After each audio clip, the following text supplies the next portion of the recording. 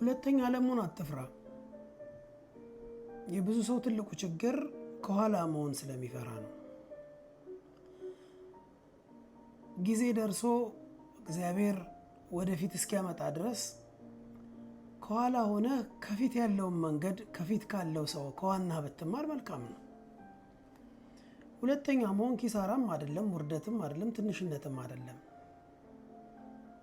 አያችሁ፣ ብዙ ሰዎች ዋኖቻቸውን ሪስፔክት ስለማያደርጉ ምክትል ሆኖ በሚኖሩበት ዘመን ብዙ ማድረግ የሚገባቸውን ነገር ስለማያደርጉ በምሬት በሐዘን በበታችነት ስሜት ስለሚኖሩ ፈጣሪ ብሎ ወደፊት የሚመጡበት ጊዜ ሲመጣ ከፊት ያለውን መንገድ እንዴት መሄድ እንዳለባቸው አያውቁም።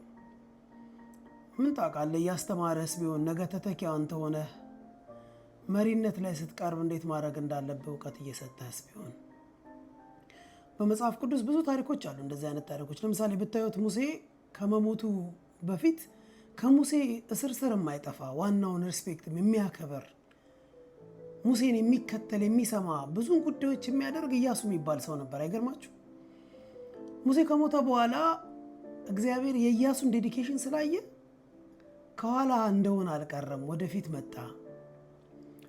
የሚገርማችሁ ነገር ከመጽሐፍ ቅዱስ ታሪክ ብንወጣም እኔ ሰሞኑን በጣም እየተገረምኩ ነበረ። የተለያዩ ሰዎችን መዝሙር ቀደም ያሉ መዝሙሮችን ስሰማ ከብዙ ሰዎች ጀርባ ለካ እኔ ሳጅብ ኖሬያለሁ። በጣም ብዙ ቦታ ላይ ድምፄን አገኘሁት። አያችሁ፣ እግዚአብሔር ጊዜ አለው፣ እግዚአብሔር ጊዜ ይሰጣል። ወዳጆች ሆይ አምላክ ከኋላ እንደተከተላችሁ ተከታይ እንደሆናችሁ እንድትኖሩ ወይም ኖራችሁ እንድትጨርሱ የሚያስብ የሚወስን አይደለም። there is a time ይመጣል፣ ከፊት ትሆናላችሁ። እስከዛ ግን ባላችሁበት በደስታ ውርደት አይደለም፣ መሸነፍ አይደለም፣ የበታችነት አይደለም፣